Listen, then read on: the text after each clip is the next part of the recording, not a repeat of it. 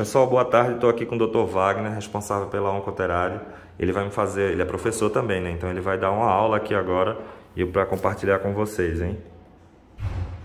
Bom, Thiago, então assim, a gente precisa entender como que esses tumores eles funcionam, né? Como que a gente vai tratar esses tumores. De maneira geral, né, os carcinomas, que são a grande maioria dos tumores, então a gente tem tumores chamados de carcinomas, tumores chamados de sarcomas, então depende da origem de onde esses tumores eles vêm, da onde eles surgem, né, para ficar mais fácil para entender. Então a gente tem, os carcinomas são de origem do epitélio, que é uma camada de revestimento do nosso corpo. Depois tem um tecido de sustentação, que a gente chama de mesênquima, onde vem os sarcomas. E tem alguns tumores de origem embrionária. Esses tumores, de maneira geral, cada tipo de tumor tem um comportamento. Mas, de maneira geral, os carcinomas e também os tumores do sistema nervoso central, como o GBM, a dificuldade dele não é só uma dificuldade molecular, ele tem uma dificuldade pela sua localização privilegiada, por conta da barreira hematocefálica, né? Então, de maneira geral, os tumores, eles têm três características para driblar o nosso corpo. A gente tem no nosso corpo um sistema chamado sistema imunológico. O sistema imunológico ele vai reconhecer tudo aquilo que é diferente ao nosso corpo, como vírus, bactérias, enfim, tudo que é estranho, e é aquilo que vai ficando diferente do nosso corpo.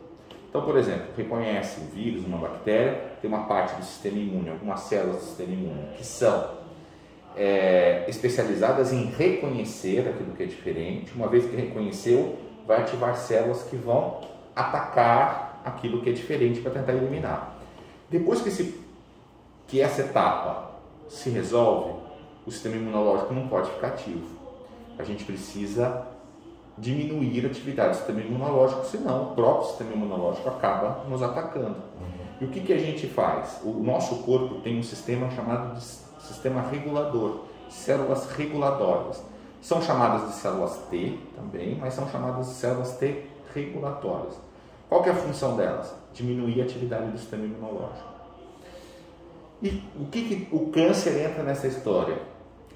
O câncer não é uma doença somente quando a gente tinha um conceito que era de mutação, ou seja, o acúmulo sucessivo de alterações no nosso código genético, que são as mutações, que vão levar a um comportamento bizarro da proliferação celular, ou seja, células que proliferam muito.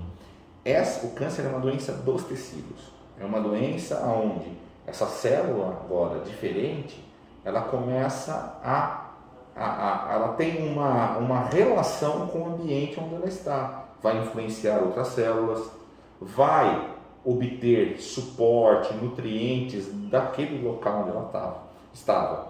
Então, assim, é uma célula que prolifera mais do que ela deveria proliferar e morre menos do que ela deveria morrer.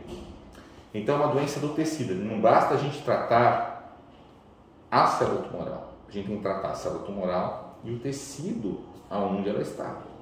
E com isso, todas as células que vão ficando diferentes ao nosso corpo, o sistema imunológico reconhece, mas algumas não. Dependendo do tipo de mutação que essas células exibem, né, elas podem, quanto mais elas acumulam mutações, mais antígenos aqui, proteínas na superfície, ela vai exibir. Quanto mais neoantígenos, que a gente chama, mais sensível essa célula está de ser reconhecida pelo sistema imunológico, mas ela não acaba sendo reconhecida, porque simplesmente ela desenvolve mecanismos para escapar do sistema imunológico. E aí o sistema imunológico não consegue promover uma resposta. Isso para a grande maioria dos tumores. E quais são essas três características importantes? Primeiro, a célula tumoral, ela se esconde do sistema de defesa, das células de defesa. A gente tem um tipo de célula que a gente chama de linfócito TCD8, que é uma célula citotóxica, que ataca o tumor. Só que não tem capacidade para isso. Por quê? Porque o tumor se esconde do sistema imunológico. Essa é a primeira coisa, ele fica invisível. Então imagine que ele fica camuflado e e as células do sistema de defesa ele não enxerga. Esse é o primeiro mecanismo. O segundo mecanismo é que o tumor inibe o sistema imunológico. Como assim? Ele não está escondido? Sim, ele está escondido, mas ele acaba inibindo o sistema imunológico. Tá? Como que ele faz isso? Eu falei para você que a gente tem uma célula que a gente chama de célula T reguladora. Essa célula T reguladora, ela tem um ligante aqui na sua superfície que a gente chama de ligante PDL1, que é o ligante do receptor de morte. E a célula T, o linfócito T citotóxico ou T auxiliar, tem um receptor chamado PD1, que é um receptor de morte. Quando essa célula regulatória, que é uma célula normal, que vai regular a atividade do nosso corpo, ela se liga ao PD1, né, vai induzir a inibição do linfócito T, que é um linfócito citotóxico. Né? A gente tem um linfócito auxiliar, que serve para ativar o linfócito citotóxico, que é o linfócito TCD8. Mas o tumor também, né? Aqui nós temos o linfócito T regulatório aqui do lado, e aqui a gente vai ter outro linfócito TCD8 aqui. O próprio tumor vai também exibir esse ligante aqui, PDL1.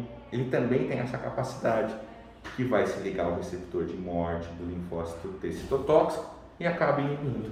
Então, este é o mecanismo que o tumor tem de inibir o sistema imunológico. Ele apresenta na sua superfície esse ligante de morte que vai inibir o linfócito.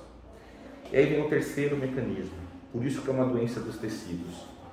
O próprio tumor, ele começa a atrair essas células, chamadas de células T regulatórias, para o ambiente onde ele está. Não só essas células, né?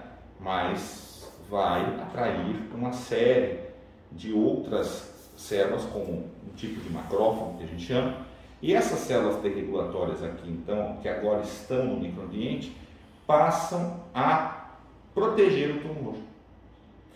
Essas células vão agir, têm a sua capacidade própria, natural, de inibir o linfócito e vai continuar inibindo o linfócito.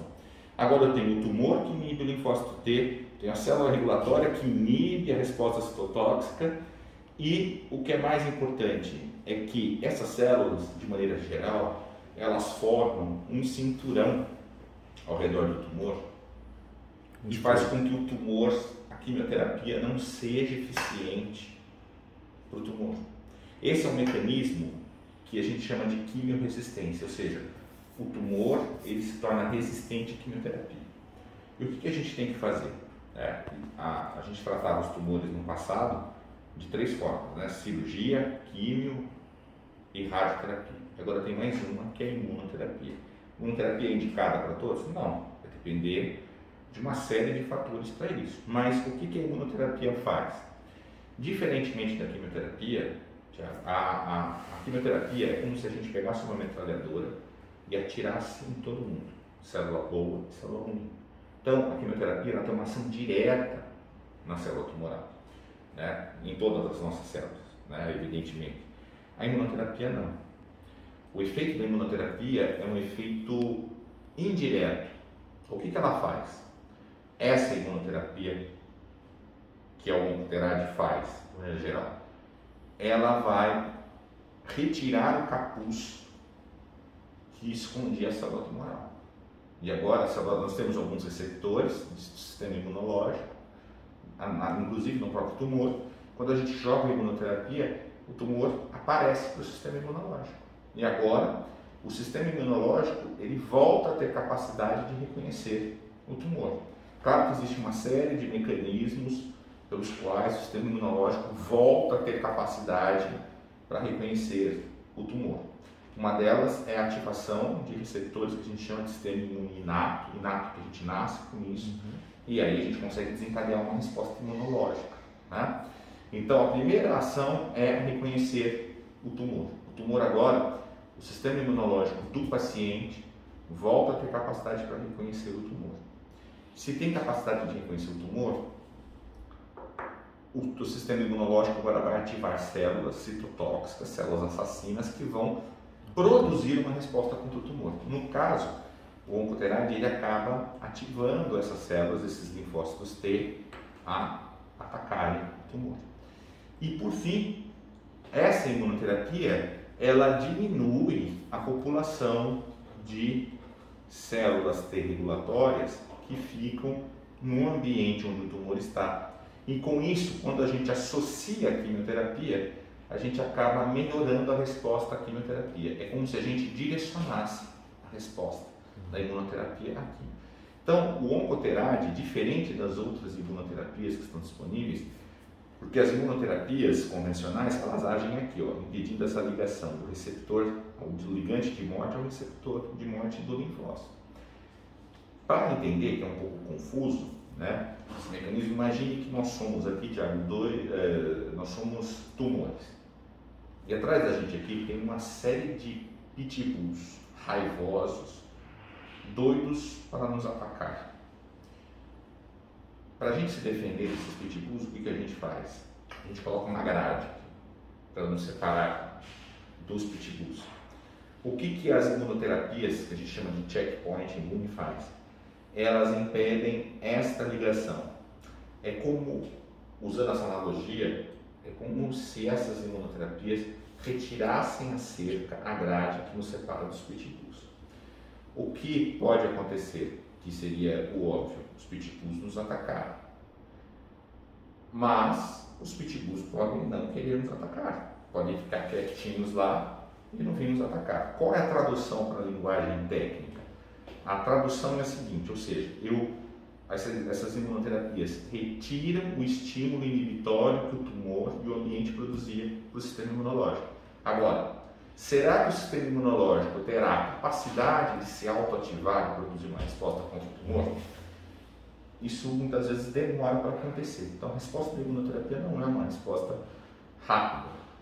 Precisa vencer esse estado de imunossupressão. O Oncoterad não age nesse mecanismo.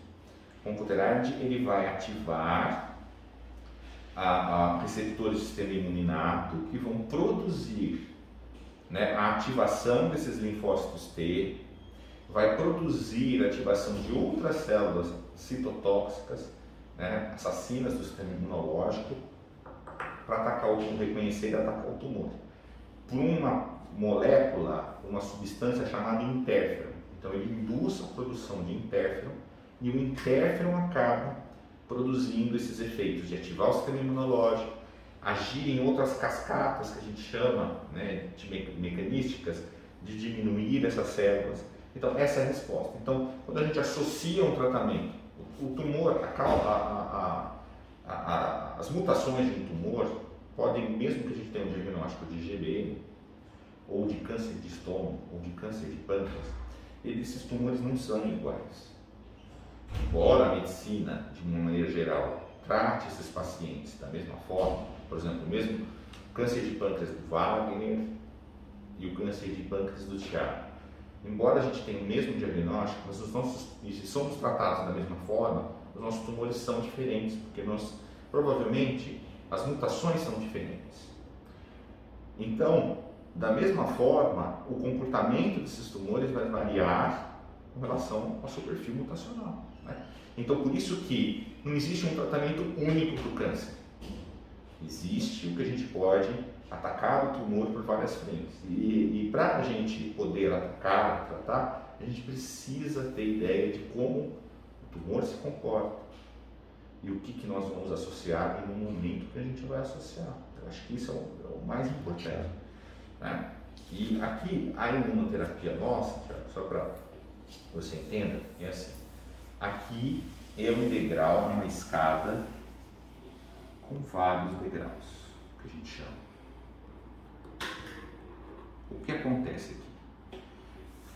A imunoterapia faz parte de um estudo clínico, né? Então, a imunoterapia ela não se baseia numa única dose terapêutica, ou seja, numa única posologia que nós chamamos. A gente tem nos 2 primeiros meses uma fase chamada de fase de indução da imunoterapia. E o terceiro mês é onde a gente entra com a dose terapêutica. Bom, o que significa isso? Nos 2 primeiros meses, a gente faz no primeiro mês uma concentração mais baixa, ou seja, o paciente ele vai fazer a aplicação intramuscular Octerade 2 vezes na semana. Segunda e quinta, ou terça e sexta. Precisa ter exemplos, né? Precisa ter um intervalo de 48 a 72 horas entre essas aplicações. Por quê? Pelo próprio mecanismo, ou seja, uma vez que nós introduzimos a imunoterapia, ativa o linfócito, ele tem um período de mais ou menos 48 horas o período de ativação do linfócito. Depois desse período ele começa a cair, começa a entrar em exaustão. O que a gente faz? Aplica outra dose. Então, sobe, né? A gente ativa, quando começa a cair a gente aplica de novo, sobe, cai, aplica de novo, sobe. Então veja que ele nunca tem uma descendente. A gente tem que fazer isso 2 vezes na semana. Durante quanto tempo? O protocolo é durante 1 ano, 2 vezes na semana, dependendo da situação, das condições clínicas, vai diminuindo no segundo e para no terceiro ano. Vai desmamando o paciente lentamente. A quimioterapia pode acabar o protocolo de químio, mas o protocolo de imuno segue o seu protocolo, né? Então, o primeiro mês é uma concentração baixa, a gente sobe um pouco a concentração no segundo mês. Depois estabiliza na terapêutica, né? Isso. E aqui é uma grande dúvida. Não significa que aqui não vai fazer efeito. Vai fazer efeito. Só que a gente vai estar entendendo como que é o sistema imunológico e recrutando a medida certa para aquele paciente, né? E chega no terceiro mês, que é a concentração terapêutica. Por que terapêutica? Onde a maioria dos pacientes responde. A partir daqui, né, a avaliação é por exames de imagem, né, ou exames bioquímicos, exames de imagem, dependendo do tumor. Os exames de imagem a cada 12 semanas que a gente avalia. E aí é interessante que, a partir daqui, a gente tem ainda 14 outras possibilidades de concentração. Mas quando que eu subo o degrau? Eu subo o degrau se o paciente tiver doença estável, ou seja, o tumor não cresce, nem não diminui, né? Ele fica com doença estável por mais de 6 meses. Eu sou obrigado a subir um degrau, senão eu vou promover uma adaptação do sistema imunológico. Ou se aquilo que restou, né, uma doença residual, aumentar, ou se aparecer uma nova doença, a gente vai subindo os degraus até encontrar o degrau que ele responda, né? Com isso, se estiver associado a químio, pode modificar o protocolo de químio também. Quando que a imunoterapia não funciona? Quando ele atinge o 14º degrau e nada estiver funcionando. Ou se nessas subidas ele apresentar uma toxicidade muito limitante. O que é ruim é apresentar toxicidade limitante aqui embaixo. Então, a gente, claro, existe uma série de manobras que a gente vai fazer para que ele não tenha os efeitos colaterais e se a gente consiga controlar. De maneira geral, qual que é o benefício da imunoterapia para os pacientes, né? De maneira geral, ela tem 3 endpoints, que a gente chama. Isso é relatado na grande maioria dos trabalhos. Às vezes a gente vê os exames bioquímicos dos pacientes, a gente nem fala que esse paciente está doente. Por quê? Porque a imunoterapia, ela tem um primeiro pilar, é desacelerar. Estou falando a imunoterapia per si, só ela. Ela pode parar ou desacelerar, ou parar o crescimento da doença. Se nós conseguirmos parar ou melhorar, parar ou desacelerar o crescimento da doença, a gente melhora a qualidade de vida. E se a gente desacelerar ou parar, melhorar a qualidade, parar o crescimento do tumor, parar a doença, melhorar a qualidade de vida, a gente aumenta a sobrevida global.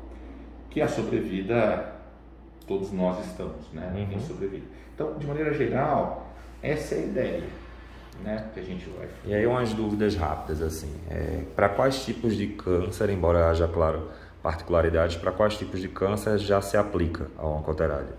Hoje a gente tem estudos em alguns tumores, claro que existem alguns critérios para isso, né, e a gente está estudando algum desses critérios para indicação.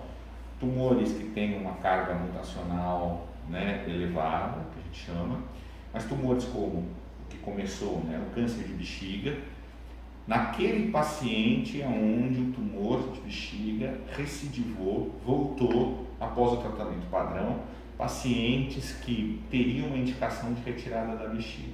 Então, tumores de bexiga, pâncreas, colo retal estádio 4, que é um câncer de intestino, estádio 4, câncer de mama, tem os subtipos que a gente chama de triplo negativo ou HER2 positivo, câncer de pulmão não pequenas células, que é recidivado após tratamento de primeira linha, um tumor avançado, né, localmente avançado, metastático, e alguns tumores que a gente começou, né, a tratar em crianças, tumores infanto-juvenis, associados à quimioterapia, como sarcoma de Ewing, osteosarcoma, e agora, né, a pesquisa com GBM. Né? Então, de maneira geral, são os tumores que a gente está em testes, né? E muitos desses tumores, principalmente naqueles casos, não cai a primeira linha ainda, nós não utilizamos em primeira linha, né? O que é a primeira linha? Fez o diagnóstico e vai receber o primeiro tratamento, né? Então, sempre após falha terapêutica. Por quê? Porque esse é o protocolo mundial para se estudar, né? A gente sempre observa nesse primeiro momento os efeitos tóxicos, depois os efeitos terapêuticos. Então, de maneira geral, são esses os tumores que a gente trata, e nesses tumores metastáticos, por exemplo, quando tem metástases, a gente associa ao tratamento de quimioterapia. Convencional. E aí, em termos de trazendo mais para os gliomas de alto grau, como é o caso do glioblastoma, só trata os de DH selvagem ou também os de DH mutante? Então, aí tem um grande problema. GBM, hoje pela RU, é IDH selvagem. Quando a gente tem GBM com IDH mutado, não é GBM. Aí entra nas questões dos astrocitomas de alto grau, grau 4. Então, assim, glioblastoma, por critério molecular, é IDH selvagem.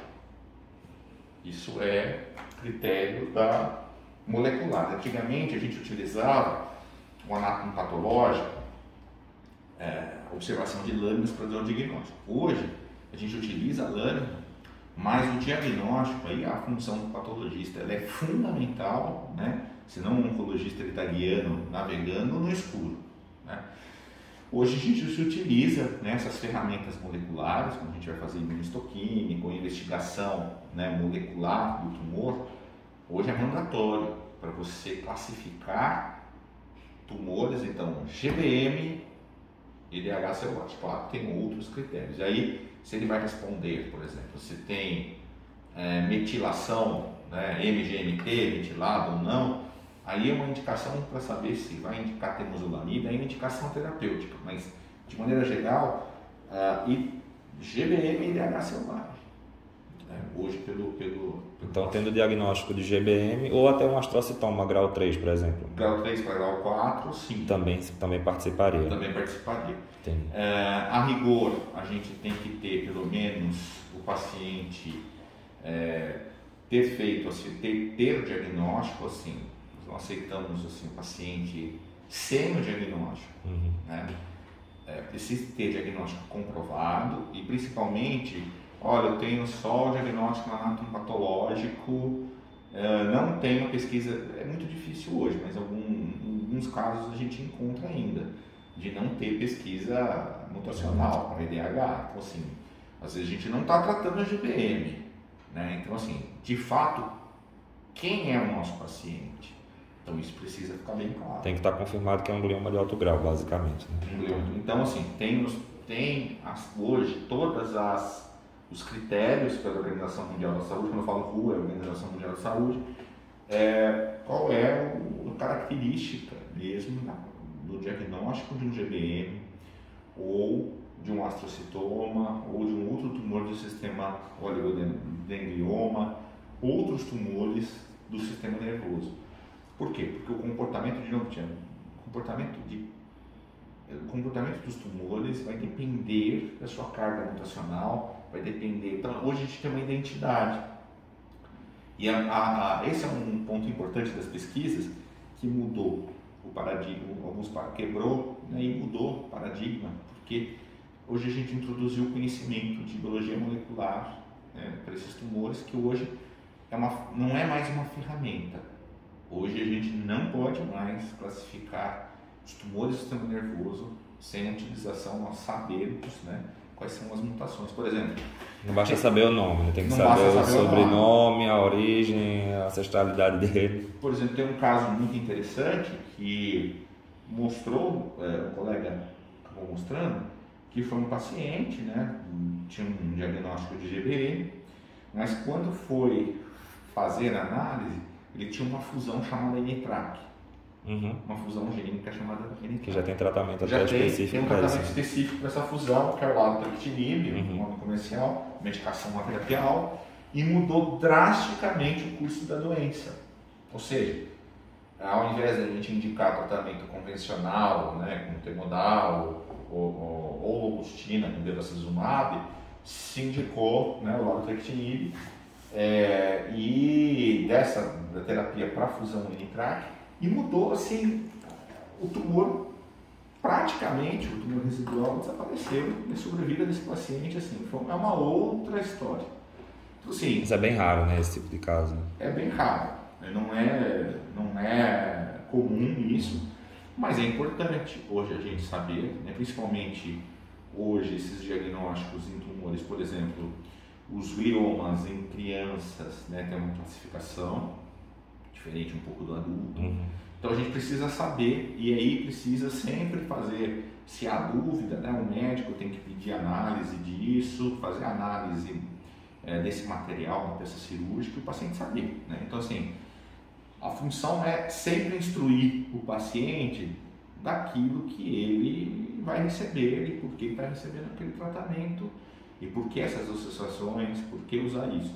Por exemplo, de maneira geral, a gente tinha que os GBMs, por exemplo, e nenhum é bem assim, que GBM tem instabilidade de microsatélites. E aí a gente chama assim, que nome é esse, né? Microsatélites. Microsatélites são as unidades repetidas das bases nitrogenadas que a gente tem no nosso DNA, né? Então elas vão se repetindo, né? Isso a gente chama de microsatélite. E quando a gente tem mutação nessas áreas, nessas unidades de repetição, que a gente chama de instabilidade. Isso pode levar a ganho, às vezes, de um gene. Por exemplo, tem um oncogene chamado BRAF, que quando a gente tem mutações, né, essa instabilidade de microsatélites é um ganho de função por um gene que faz as células se proliferar muito. Então, tem alguns GBMs que são instáveis molecularmente, né? Tem instabilidade de microsatélites, mas não são todos. E que tem, né, uma alta carga mutacional. Essa era a minha próxima pergunta. Tem pacientes no grupo que a gente faz parte que tem MSIT, que chamam, acho, né? Instabilidade. Se é necessário que tenha ou se não é necessário que tenha para participar? O protocolo das imunoterapias começou com instabilidade de microsatélites. Então, assim, além disso já é clássico, então a gente nem fala mais, IDH não.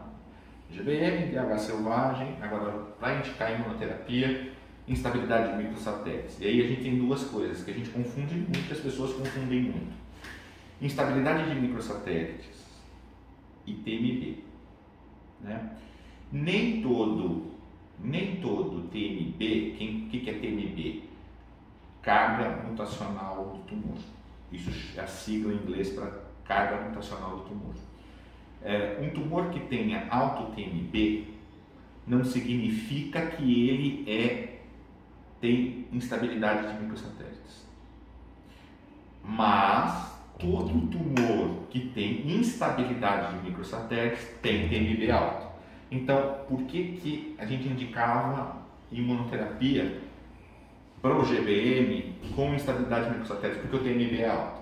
Quanto maior a carga mutacional, mais substâncias na superfície do tumor ele vai apresentar, mais fácil de ser reconhecido pelo sistema imunológico, mais fácil é a ativação imunológica. Então, hoje não, hoje a gente sabe que basta o paciente muitas vezes ter um TMB alto, que a gente indica. Bom, problemas para isso. Como saber que o meu tumor, se o meu tumor tem TMB alto ou não? Precisa fazer uma análise na própria peça cirúrgica. E a peça é feita por um exame molecular, que nem todos os laboratórios estão preparados para isso, né? Só que a gente tem o BAC, que é muito bom, né? Sim, tem laboratórios de referência no Brasil, né, que faz esse tipo de pesquisa e poderia, né, contribuir com essa informação para a indicação terapêutica. Mas considerando, né, o GBM com um diagnóstico, né, com um prognóstico muito reservado e o paciente de falha terapêutica, então assim, não tem tempo a perder. A gente não tem muito tempo a perder e a gente vai tentar fazer de tudo para que a gente possa tratar esse paciente, dar qualidade de vida, melhorar a sobrevida dele. Essa é a ideia. Mas, então assim, o que a gente orienta, né, na maior parte das vezes, e qual que é a nossa realidade com a imunoterapia aqui no protocolo? É um paciente de falha na primeira linha. O que é a primeira linha? É o uso do temodal. Então é um paciente que a cirurgia, a radiocirurgia, já são partes fundamentais, indissociáveis do tratamento do paciente. Então, o que a gente considera como primeira linha? O uso do temodal, né, para esse paciente, um paciente que progride pós-temodal. Então, aí vai fazer novo ciclo de temodal, vai mudar tratamento. Então, esse é um critério para a gente. Vai fazer nova cirurgia, vai fazer radiocirurgia ou radioterapia de novo, enfim. Esse é o cenário que a imunoterapia entra, né? E a grande discussão de entrar em primeira linha. Então, assim, antes de operar, antes de fazer radioterapia, a gente não é indicado entrar com a imunoterapia. Essa é a ideia. Tá, ok. Vou encerrar aqui a gravação para deixar você mais à vontade. Obrigado, Dr. Wagner.